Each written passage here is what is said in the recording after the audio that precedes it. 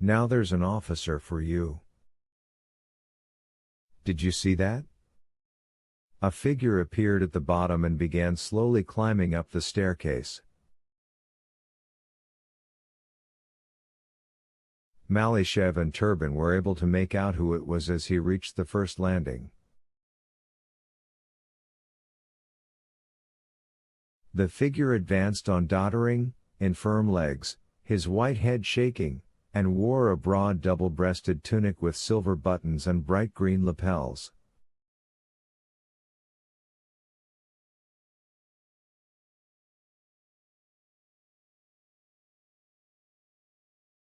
An enormous key dangled in his shaking hand. Myshlayevsky was following him up the staircase with occasional shouts of encouragement.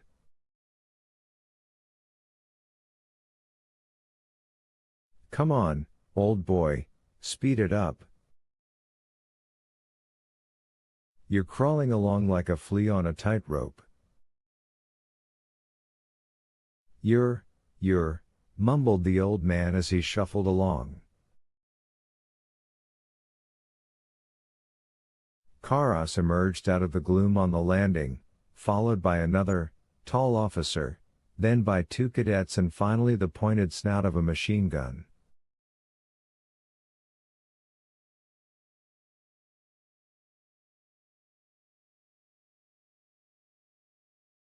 The white-haired figure stumbled, bent down and bowed to the waist in the direction of the machine gun.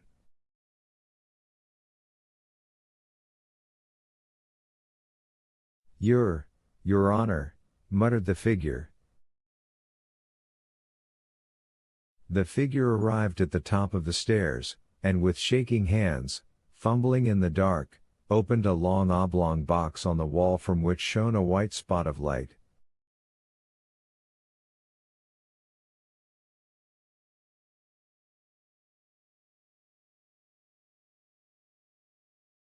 The old man thrust his hand in, there was a click and instantly the upper landing, the corridor and the entrance to the assembly hall were flooded with light.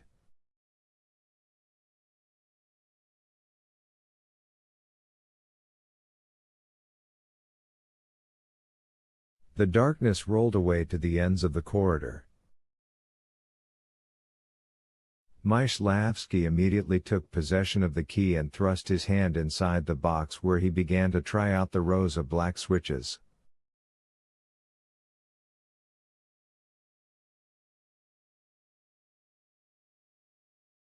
Light, so blinding that it even seemed to be shot with pink, flared up and vanished again.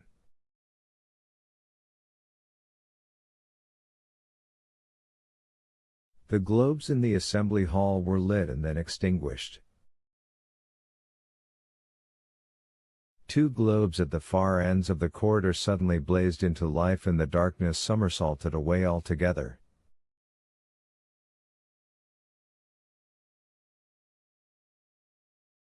"How's that?" shouted Myshlayevsky. "Out," several voices answered from downstairs. "Okay. On," came a shout from the upper floor. Satisfied, Myshlayevsky finally switched on the lights in the assembly hall, in the corridor and the spotlight over the Emperor Alexander, locked the switch box and put the key in his pocket.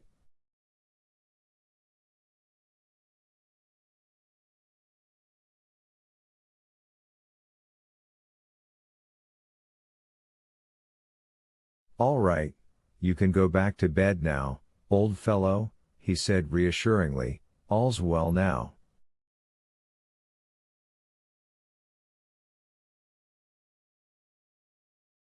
The old man's nearsighted eyes blinked anxiously. "But what about the key, Your Honor? Are you going to keep it?" "That's right. I'm going to keep the key." The old man stood trembling for a few moments longer then began slowly going downstairs.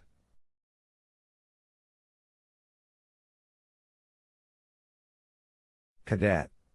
A stout, red-faced cadet snapped to attention beside the switch box.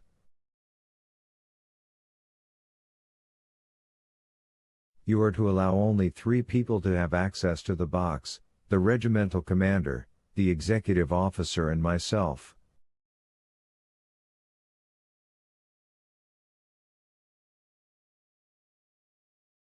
And nobody else.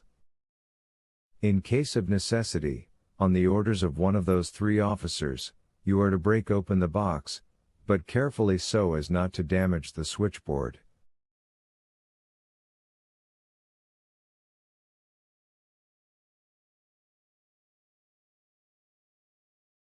Very good, sir. Myslavsky walked over to Alexei Turbin and whispered. Did you see him, old Maxim? God, yes, I did, whispered Turbin. The battery commander was standing in the entrance to the assembly hall, thousands of candle power sparkling on the engraved silver of his scabbard.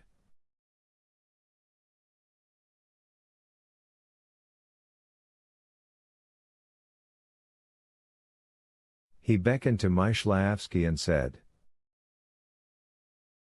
Lieutenant, I am very glad you were able to join our regiment.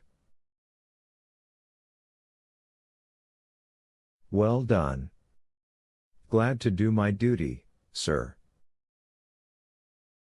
One more thing, I just want you to fix the heating in this hall so that the cadets on sentry duty will be kept warm. I'll take care of everything else.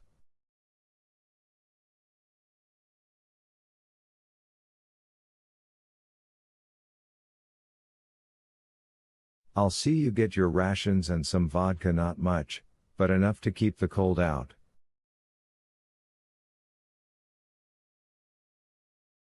Myslavsky gave the colonel a charming smile and cleared his throat in a way that conveyed tactful appreciation.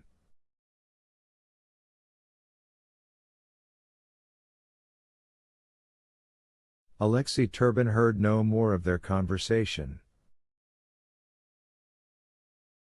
Leaning over the balustrade, he stared down at the little white-haired figure until it disappeared below.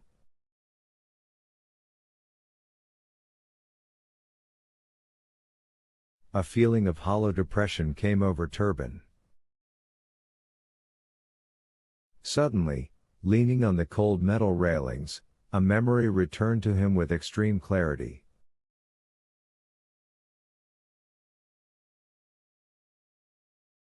A crowd of high school boys of all ages was rushing along that same corridor in a state of high excitement.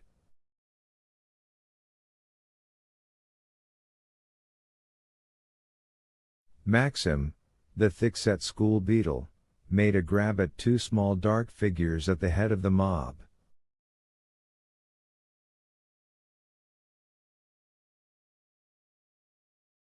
Well, well, well, he muttered. The school inspector will be pleased to see Mr. Turbin and Mr. Myslavsky, today of all days, when the school governor is visiting.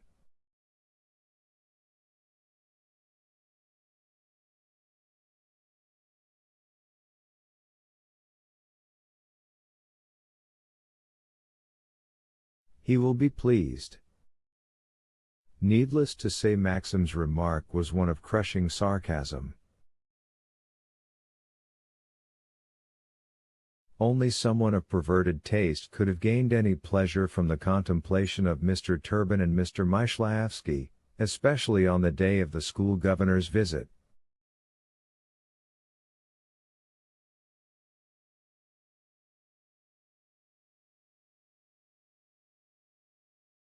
Mr. Myslavsky, gripped in Maxim's left hand, had a split upper lip and his left sleeve was dangling by a thread.